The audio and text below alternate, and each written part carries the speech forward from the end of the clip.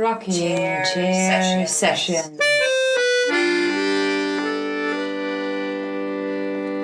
With Elisa Di Battista and Maria Teresa Barber.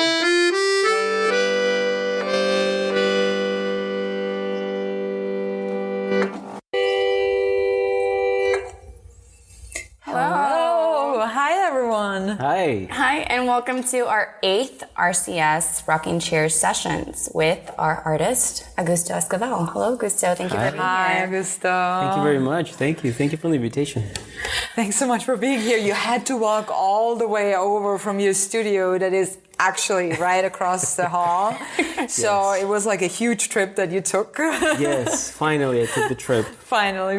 But Yes. thanks so much for being here. And I talked to Elisa quite a bit about this because you guys here have been very, very supportive of us.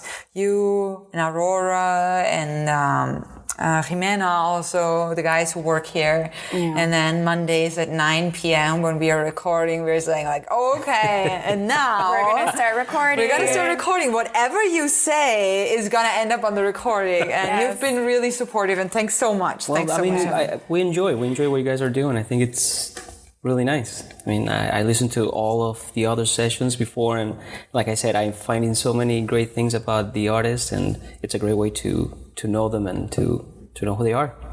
Thanks so much. Thank you for supporting us with that too. No problem. Okay, I guess groundbreaker. Do we get started? Maria? Yes, I'm ready. Okay, go ahead. Our first question. I was very curious.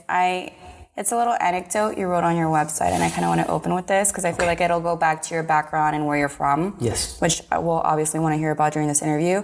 On your website, you mentioned your grandmother's sewing box. My grandmother's And yes. the observation of a button resting in it.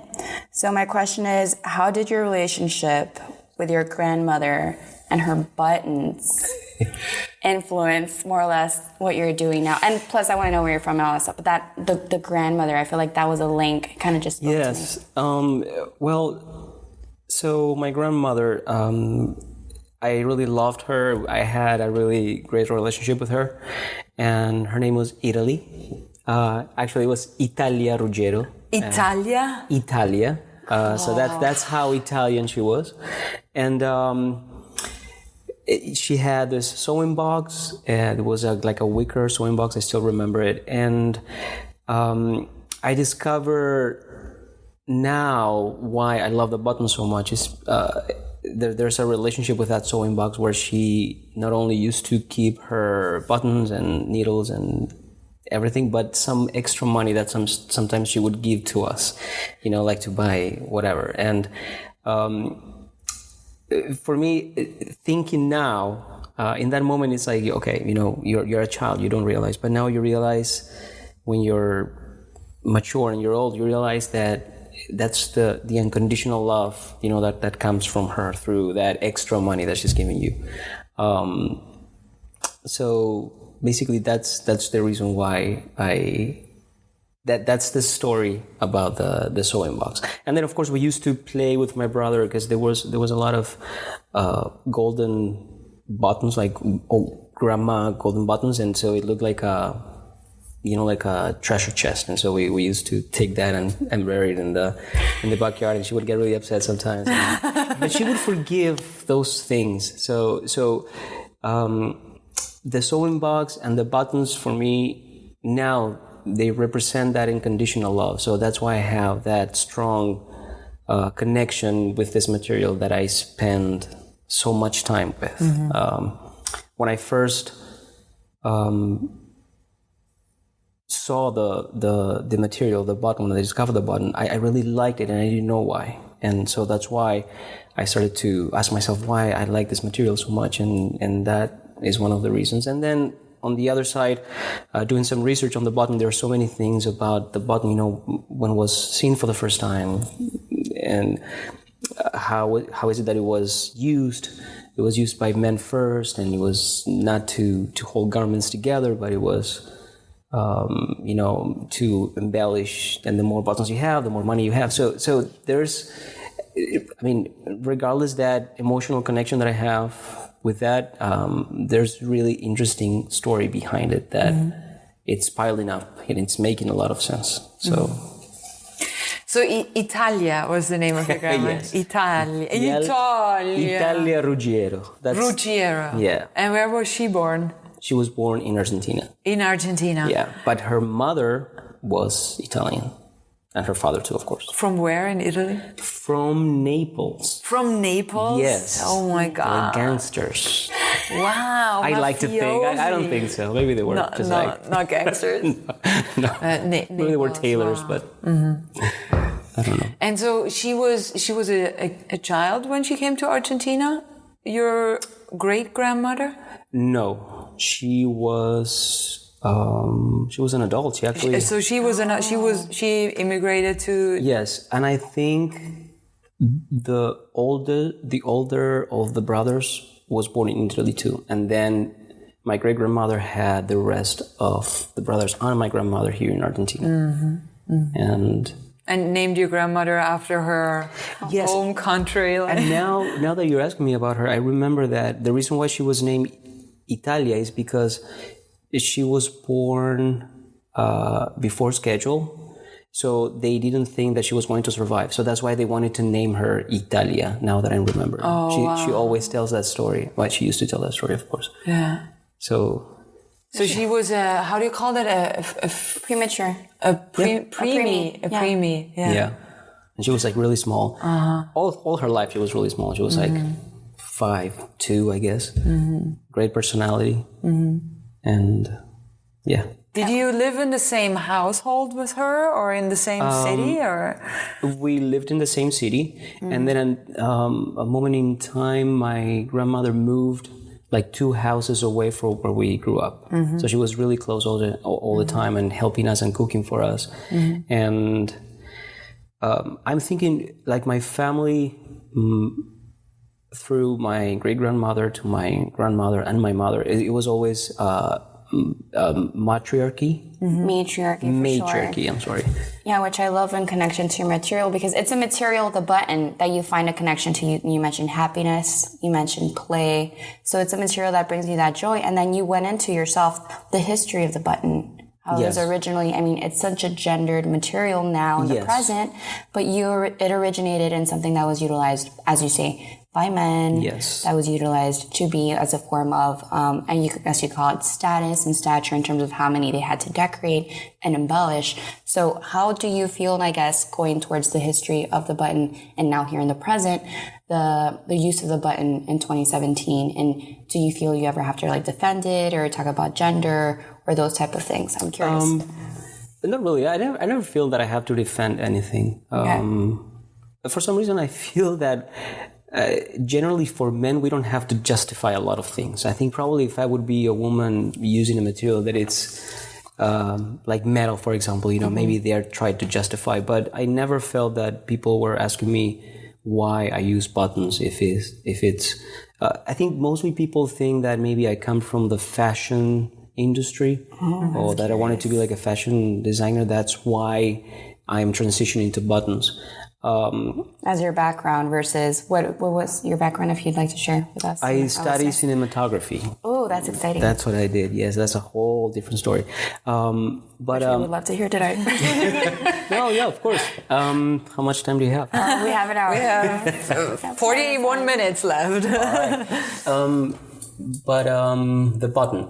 So, no, I mean, I do realize that there's a feminine side, and I love that. I like to explore that and to create objects with, because in a way I think when you see my sculptures, I'm kind of transcending the utility of the button itself, and I really enjoy that.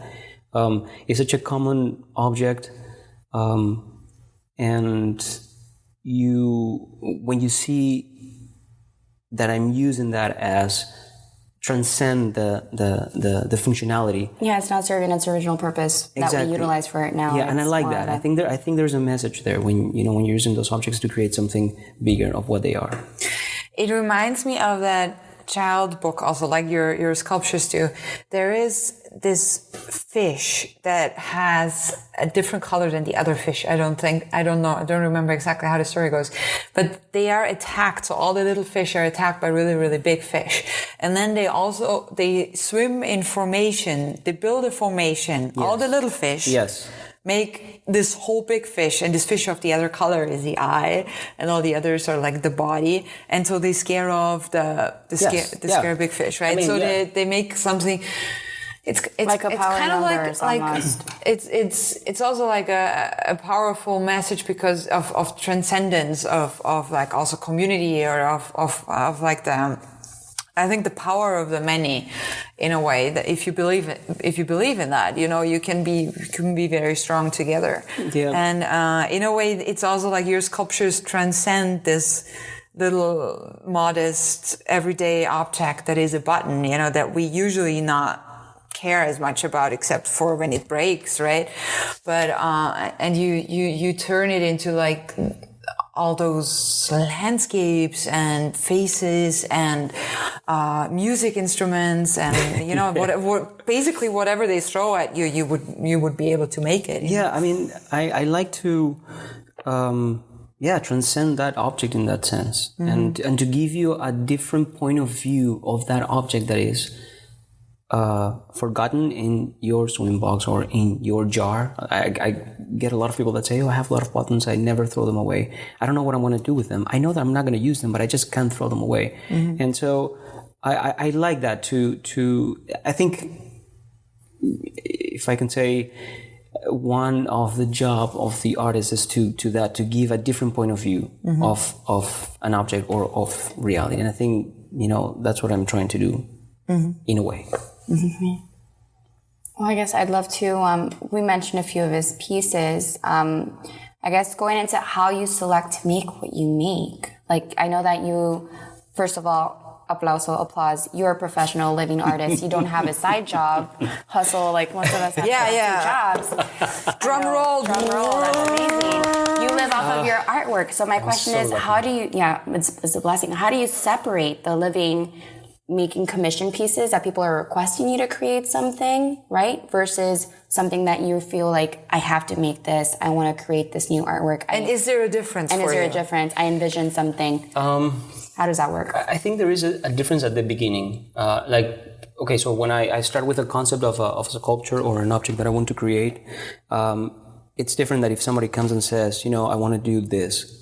But what I have to say is some of my best sculptures, or the ones that pushed my limits in terms of the technique and in terms of the concept, were commissions. So that's why I don't close myself to just do only what I want to do. Mm-hmm.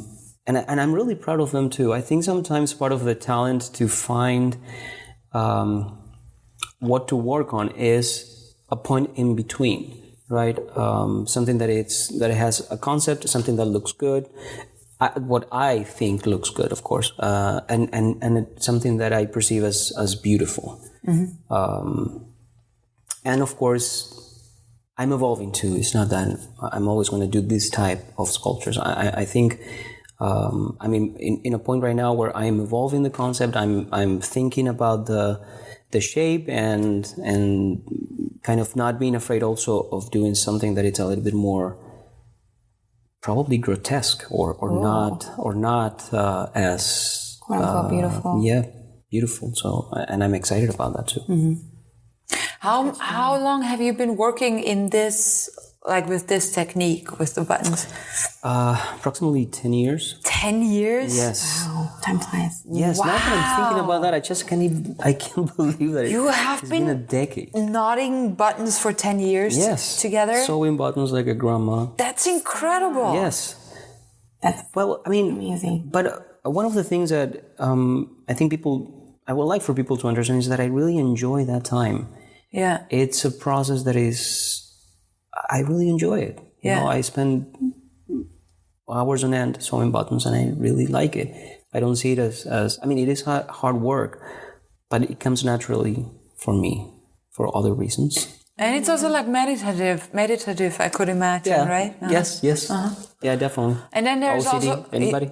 Yeah, and there's also, in a way, always that part where there's more like movement. Where I see more movement is when you actually put the colors on the buttons, right? Yes. That is kind of when you have to lay all the buttons out, and you have to move downstairs. You have a spray booth downstairs. And you have to bring them all up, dry them, turn them around, and it's not randomized. You're in charge. You're selecting. There's a lot of control there. Yeah. That's something that I'm.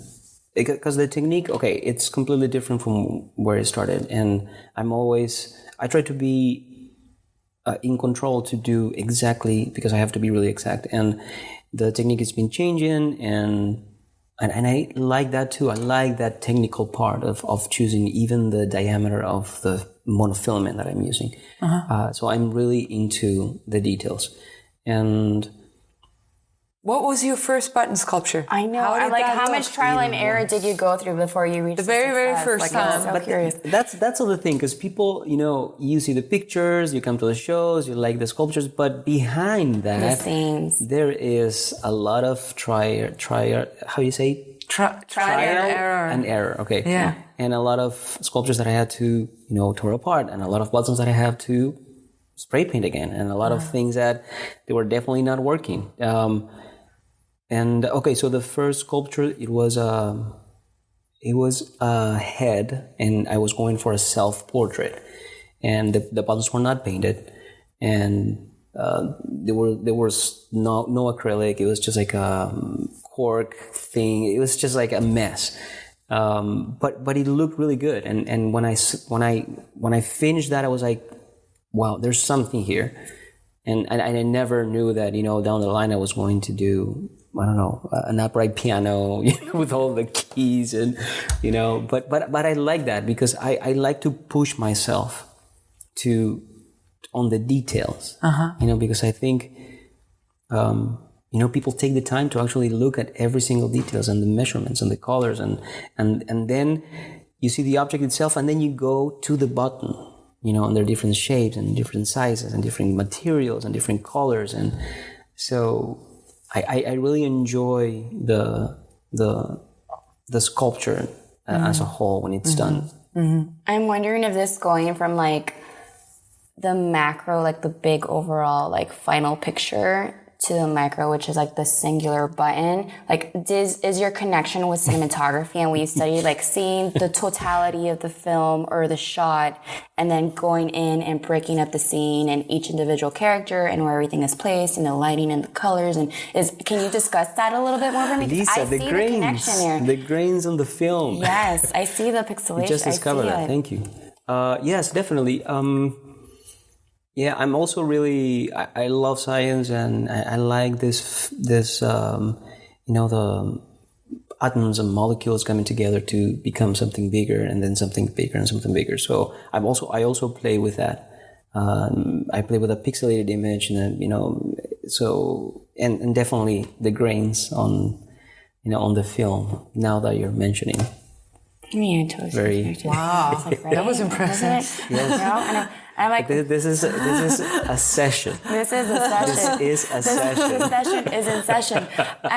Could you talk a little bit about, like you said, you pursued cinematography, and how did that jump and leap into what you're doing now? I'm really curious. Okay, so I chose cinematography first, and actually the first thing that I did was I took some.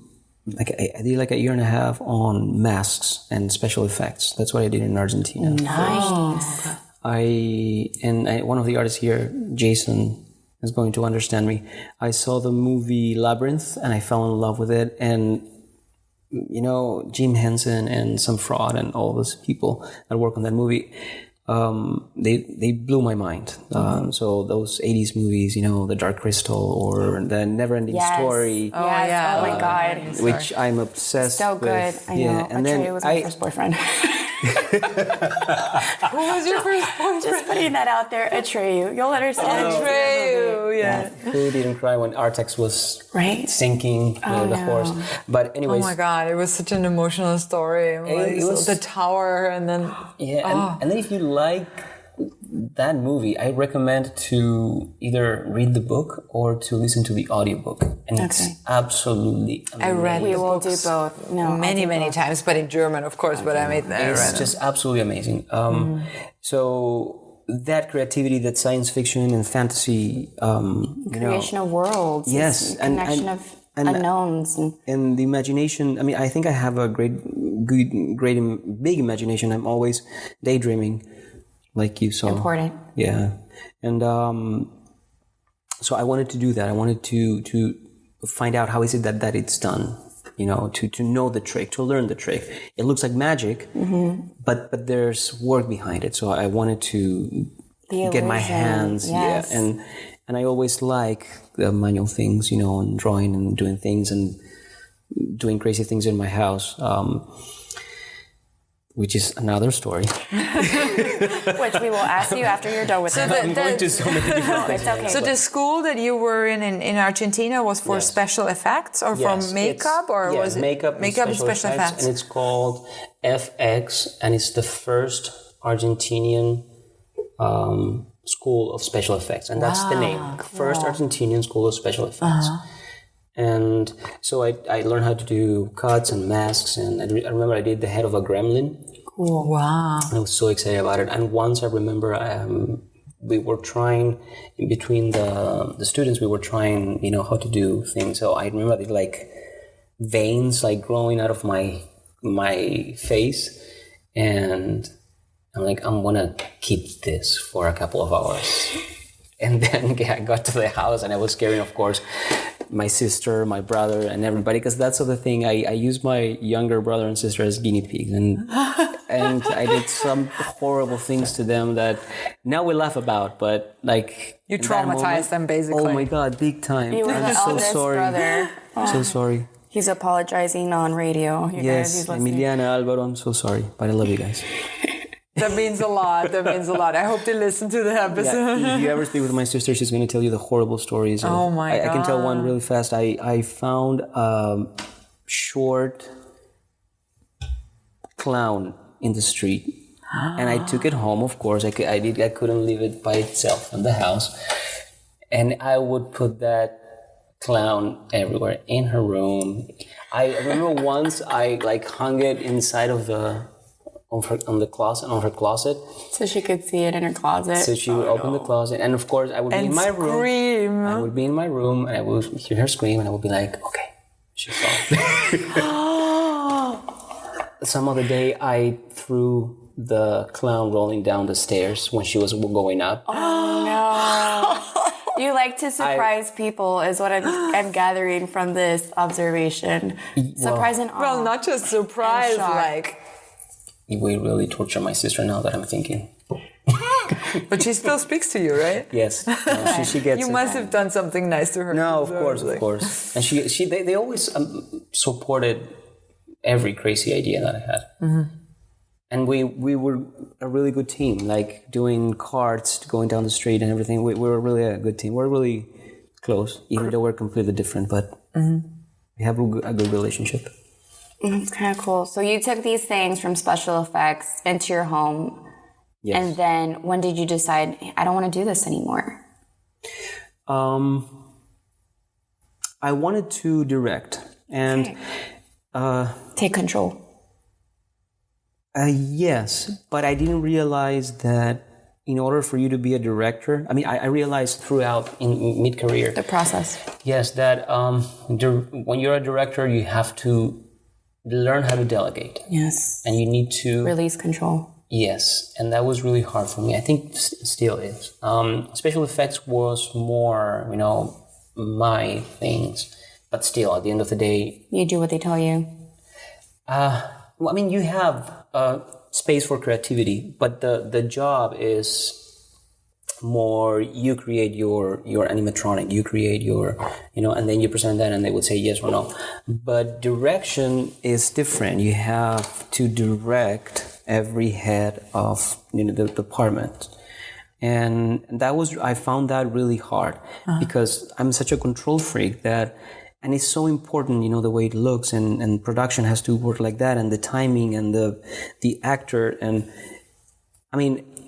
I was able to do it, but I was not enjoying the process. So I'm like, okay, maybe this is not for me per se.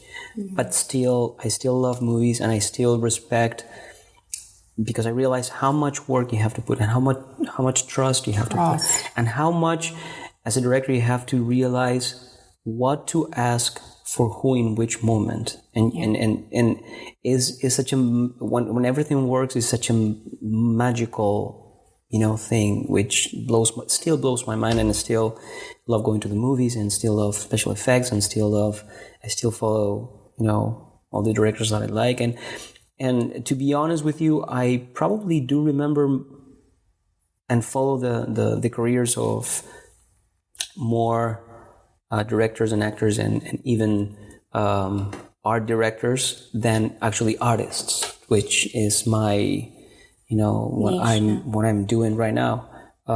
I'm still entrenched in that world. But so after you did the special effects school, did you study cinematography as well? After I finished special effects, I studied cinematography for 1.5 years, I would say. Here or in Argentina? In Argentina. In Argentina. So 1.5 years, and then you decided that that's not what you wanted, or? And then I moved here. Oh, then you moved here. Yes, and the place where I studied cinematography is really cool because it had a lot of, it had everything. And in Argentina, I think, at least in that moment, it was really hard to get a good place where it had all the dollies that we needed, and the cameras and the tripods, and a lab where you can develop or to work the sound. And that was, I love that place. I was really sad when I had to come here, but I had to do it, and that's a whole different story. What was the reason for you to leave Argentina? Yeah, because it's such a great leap. I mean, this is gonna take. No, don't worry, we got time. We're all immigrants here, so we have all our stories. Okay, so there were a lot of things. It was not only one thing. Post cinematography.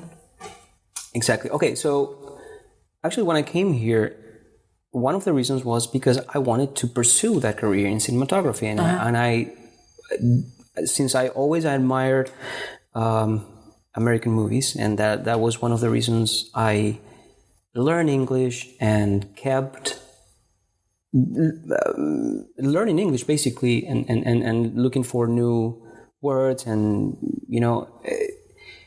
the movies actually really helped me culturally and to get that art from these directors in the United States, and literature and special effects and movies, of course. So I lost the trail of my thought. So it was kind of like, that was like, I must go there. That's what it was. Was that a reason to move here? Yes, so I wanted to, so one of the reasons was that I wanted to pursue the career here in LA or New York or somewhere. And actually, I took some acting classes here. In Miami? In Miami, in Fort Lauderdale. And I was in a movie as an extra, and then, as an extra, basically. And then as a, oh my God, please don't go. Don't tell anyone. Don't tell anyone. Don't tell our listeners. I don't mind. I don't know if you're going to find it, but so the name of the movie is She, and it's about this girl, and she's like, a punk rocker or whatever. And so I'm an extra in that movie in the bar. And then in another part, we have like a kissing scene in a bathroom with the girl. So please don't Google it. Google. Exactly. So yeah, but that was the end of it. I realized not for you, and not for me. And actually, now that I'm thinking, I did pretty much everything here. I took acting classes. I was in this movie. I was in a musical too. Now that I remember. That's a whole different story. Well, I do write. I like to write.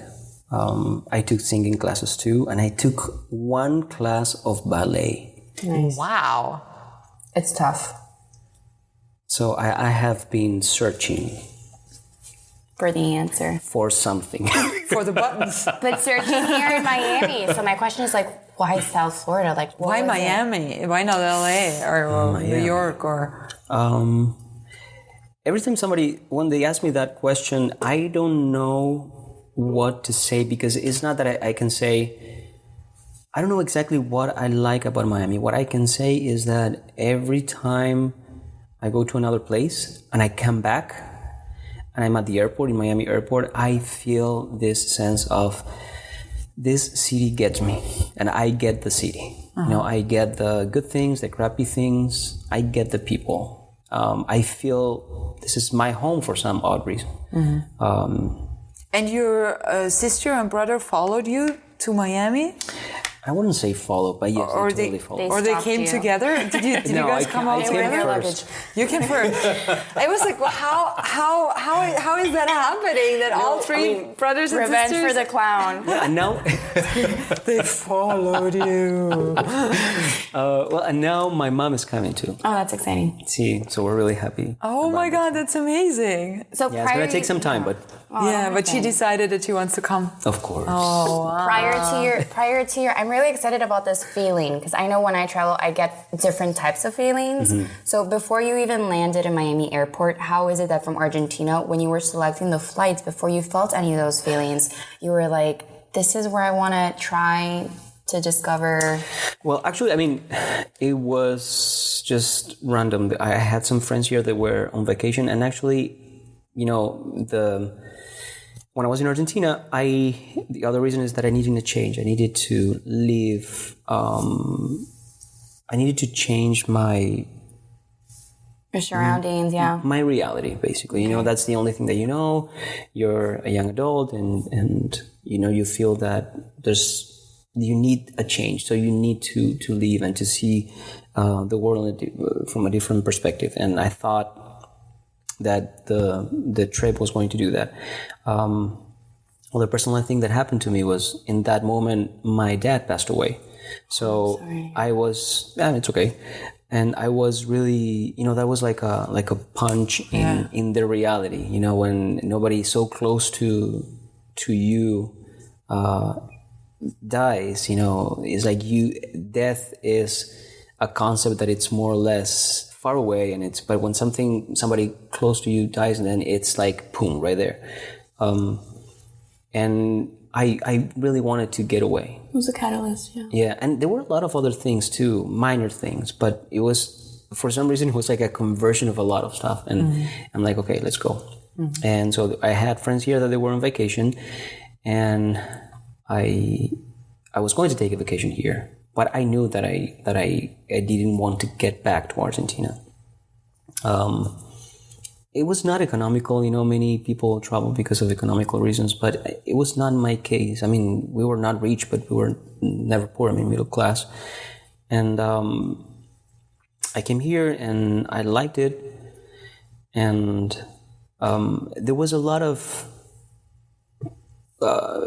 preconceptions, you know, like I had the idea what United States was from movies and from... Not Miami. Exactly.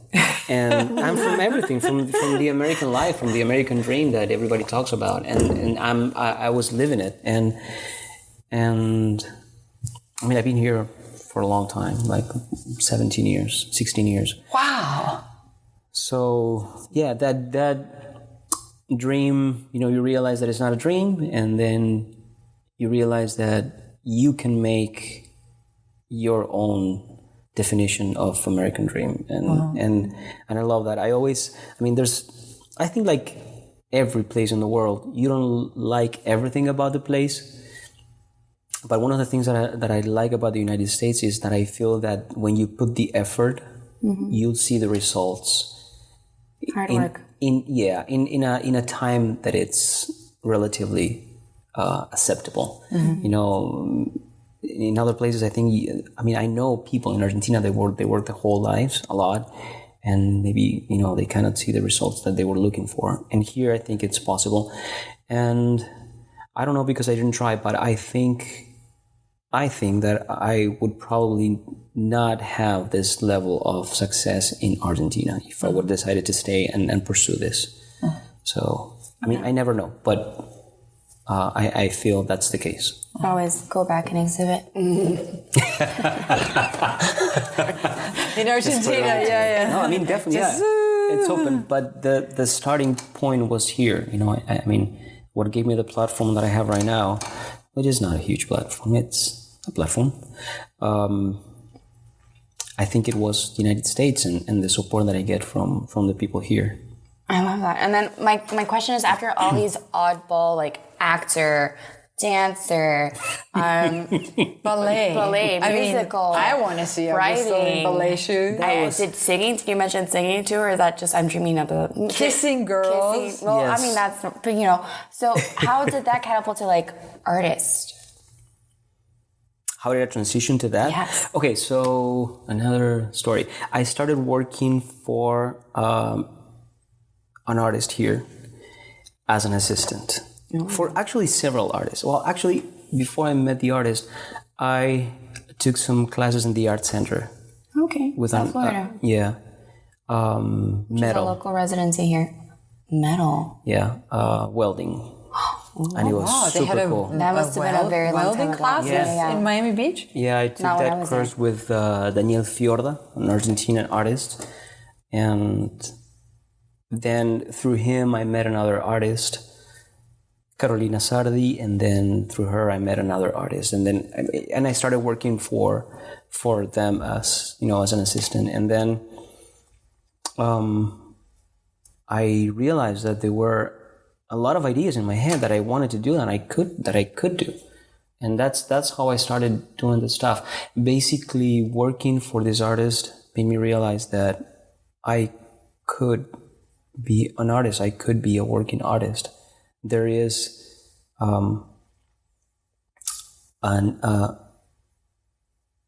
this niche of this place where I can create, where I can make a living out of. I don't have to work for, a place or a restaurant or a company. That's interesting because that's something Elisa and I talked about before the interview is like, where did you learn how to support yourself as an artist? And you basically learned from artists that were supporting themselves as artists, right? That's how you... That's one of the things that I always think about the educational system, because I think it would be really interesting to tell not only young artists, but everybody to, take chances, find what you want to do, find yourself as an artist, work hard, and trust that, I don't think that they don't teach them that. They don't teach me that for sure. They never taught me to trust myself and that it's possible, to be an artist, a full-time artist. When did you leave the jobs and then just, break out on your own? It was a transition. It was probably, I think, 8 years ago.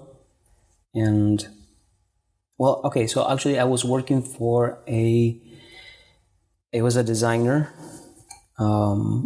And I was doing the sculptures and I showed them a picture and he's like, well, these pictures are not really good. You can bring the sculptures to where we had the office and we can take pictures, you can put them in your website, and while I was taking the pictures, somebody, because this was like a building where there were a lot of offices, and somebody saw one of the sculptures, which was a torso that I named Italia in the name. Wow. Yeah. That was the second one, the second sculpture that I did. Your first one was your self-portrait. Yes. That interesting now that I'm saying it out loud. And so Your grandmother was present. They saw it and they liked it and they gave me a prize, and I had no idea how to price it. I had no idea of anything. And he bought it. And then I mentioned to him that the idea that I had is that torso, was going with another one, which was a male torso, which I named Raphael, which is the name of my grandfather. Mm-hmm. And he's like, well, I love the idea. And I have this house and I have these two places. So he bought the other one too. And so in this house I think in Brickell is. And There's Italia and Rafael, which is my grandfather and my grandmother. That was the second and third sculpture. So you were like successful from the very beginning, basically, with not having problems selling your work? If you think that success comes when I sell, then I would say yes. But I would be really... I think we have to be really careful when it comes to the definition of success. But yes. How do you define success?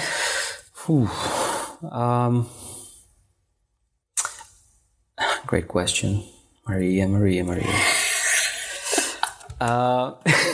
For me, no, I mean, I have to say, like, personally, for me, it's been like such a struggle in the last since I came out of grad school, right? To realize, wow, it's really, really different to work, like, to put like a lot of effort in the work that you're creating. And for me, it's such a different field to actually then, what do you say? Take a picture, put it on a website, and then make money with what you do.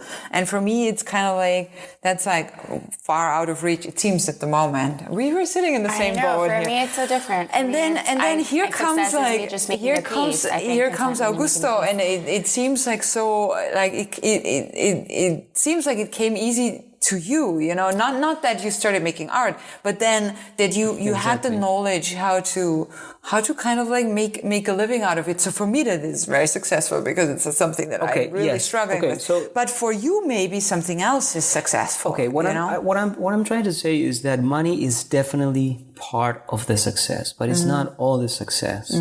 If you feel that only because you're selling you're successful, then the market defines your success. And I think that's a really dangerous position to be in. So what I would say is that success is when a lot of things converge. When you're selling, when you're happy with what you're doing, when you think about the concept, when you enjoy, the materials that you're choosing. And so when everything converges, that is success. You are a successful artist. And then any of the parts can, sometimes maybe you don't sell, but the rest of the stuff is there. So it's successful still. Maybe sometimes the concept maybe is not the best, but it's changing and it's, but you're selling because it's a little bit pretty or, so it's something fluid, right? Yeah, something that you have to describe what he is doing right now to our listeners, since they can't see, Augusto has both of his hands outstretched and he's doing a wave. So he's describing it as a fluxus. It's continuously changing and undulating. Just since you can't see, it's so great. Wonderful description. Right? Great description. Yeah. Okay. But I think that is really interesting. That is really interesting for us also to hear that, so many artists at the moment are really struggling with just making a living, right? And they think that, or sometimes I do that too. Like I think like, oh wow, if I would sell something, that would kind of solve everything, but it's not true, right? Yeah, sometimes I feel like the pieces that I sold, I was not at all happy actually about selling my work. It was actually really difficult. Like I was really stressed about it, and I felt like really. So I want to kind of delve into that. Moving on from the success, but like, how is it that you embrace the giving away of your pieces? Is it because they find a good home, or how is it that you connect to that? How do you process that? I mean, it's really hard, to be honest with you. If it would be for me, I would keep all my sculptures. And I know it's really cliche, and I know, but still. No, I totally understand. It's so personal. Like when you said that you made your grandmother, you made your grandfather, those are torsos. It's like where the heart is. It's where, and personally, because with each sculpture, I remember so many things, like the book that I was listening to, or the podcast, or the place where I was when I was working on the things that somehow my work anchors my life, the moments in my life, because I remember everything that I was doing when I was working on each of the sculptures. And it's a really weird thing to explain, and that happens only to me. And that's why when I give my sculptures, I'm giving pieces literally of my memories, of my life, of who I am. So that's why it's a tough situation to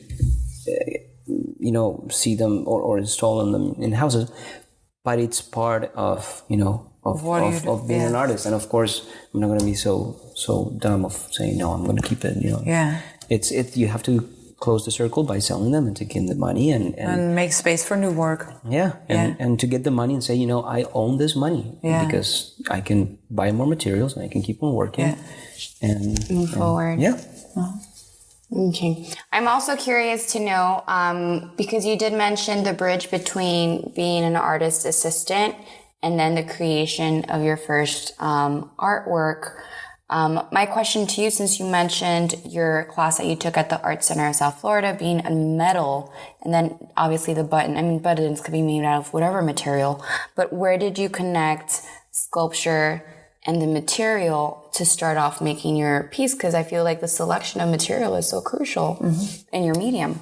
The metal, the welding it gave me that sense of working with something that is three-dimensional. Okay. So that was, my brain for some reason when I was welding and creating this three-dimensional object, it understood what was going on. I can picture, the object. And then from then on, the metal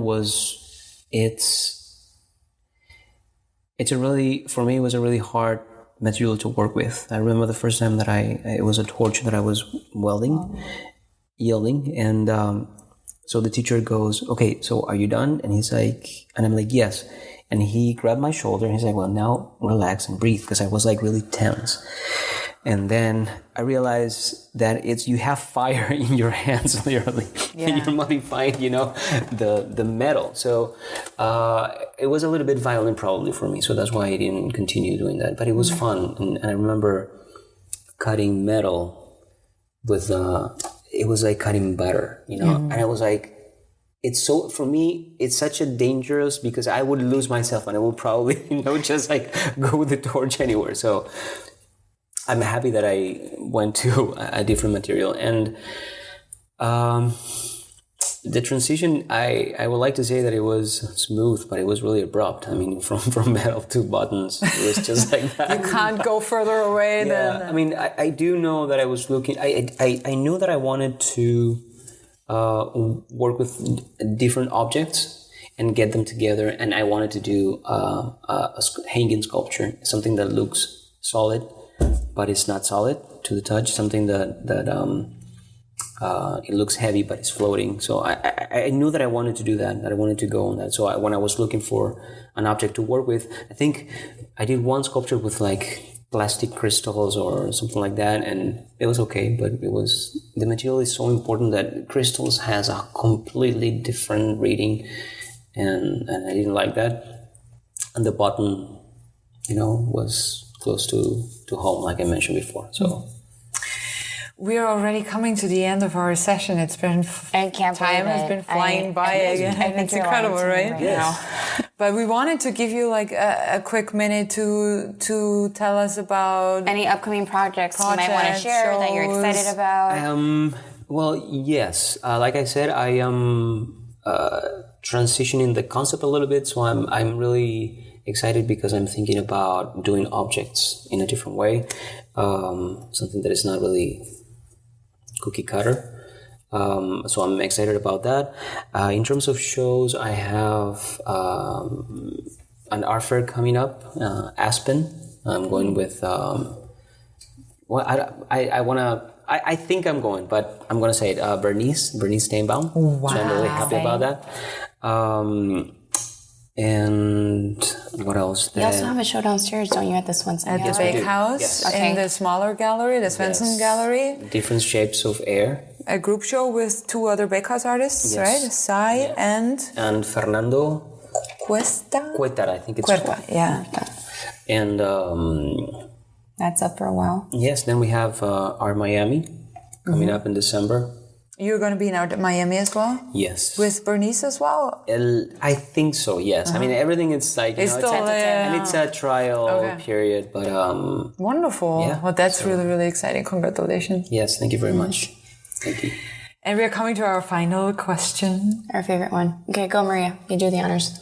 Okay, I have to say something before You too? Because me too. Okay, You great. too. We're not there yet. Go you first. Okay, I want to say something that I had in mind is if you ever thought about doing stop motion pictures with your buttons.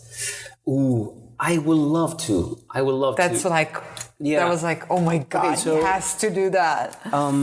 I love Tim Burton, and when I saw that he did Nightmare Before Christmas and I don't know, so many other movies. Corpse Bride. So many. I just see Yes. your button sculptures come to life in Yes. like a stop motion picture. Yes. I just wanted to put it out there. I had to say it. Now I would love to. Yeah. I definitely would love to. I would love to see it. And you? No, I just, when you mentioned this idea of being able to step back and create this universe, yet be in control of it and create magic. I don't know if you visualize this, but I kind of thought of like, you know, the Wizard of Oz. Like you're kind of sort of like this, I don't want to say puppet master, but you're like in control of this material. He is exactly a puppet master. Even the strings are there. Some people don't see the overall image of what it is that you're creating sculpturally until you bring it all the elements together. Even the way you display them, where they look kind of sort of like they're floating, and there's something in that. I mean, you said it, the word transcendence. Like there's this quality to it, like it's otherworldly almost sometimes. Well, thank you. Yeah. That's it. That's what I want to say. Thank you. You have been sitting for 50 minutes in a magical chair. Oh, that would explain the tingling sensation. Tingling sensation and other things going on. And you're granted 3 wishes. What would those 3 wishes be? 3 wishes. Okay, so in that situation, I think my first wish obviously would be to get as many wishes as I. You're so smart. You're the first one to say that. I mean, that's kind of the logical one. I was thinking that a lot. Totally. The second one, I think I really enjoy science and technology, so I really would like to see scientists and humans in general to get as much information as they can about the world that we live in. So probably get all the technological advances and all these scientific discoveries. That for me would be like heaven, because I really enjoy that. So if I have to put into a wish for the science to get more funding, I think now is the time to That wish is an that. excellent wish. Yes. And Excellent I think we wish. have a few people in our nation that are starting to take that on. yes, and I think Individuals. like if science takes over and, you know, all the jobs start to transition into all the things, or people being liberated with these jobs, I think the currency of the future is going to be, you know, art. It's going to be the artistic talent of humans that now have the time and the skills and the technology to actually use their art as currency and create. And I think, I mean, it's a little bit utopia, of course. I heard that before, and I want to keep on hearing it. But I think that would be a great second wish. Okay, so first wish, One more. wishes. Second wish, science and technology completely fulfill their destiny, right? Informing us about everything they can. And then the third one. I don't know if I have a third one. I think I'm all Okay, set. we're all set with the 2 wishes. The more wishes. He's and wishing for endless wishes, and then he only has Well, one wish. That's incredible. I mean, I think we don't have to be greedy. You know, Yeah. You're a modest guy. I mean, not that I'm modest. I have to be realistic. You know. Yeah. How much is too much? How much is too much? And it is a really big second wish. So Yeah, Exactly. That's what I'm saying. It was the first, It's second, okay. third wish with that second wish. Okay, well, I have another one. I would love to find alien life. Cool. That's a good third wish. That would be Done. amazing. Done and done. What if we are the aliens? I'm just kidding. Anyhow.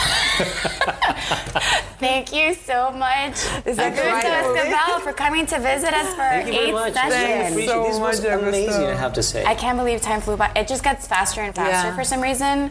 But we do have to thank our listeners as well. We do want to thank our listeners. Always kind of stream our SoundCloud. And they share it. Or our website, podcast. Or they like it on Instagram. Thanks so much, guys. You're really a huge support. And thanks so much, Augusto, again, for coming. My pleasure. Yeah, thank you for guys. following us on this journey. Just cool. Yeah. Thank you for doing what you're doing. I really appreciate it. Thank you. We're back next week with a new session for Rocking Chair Sessions. Bye, guys. Bye.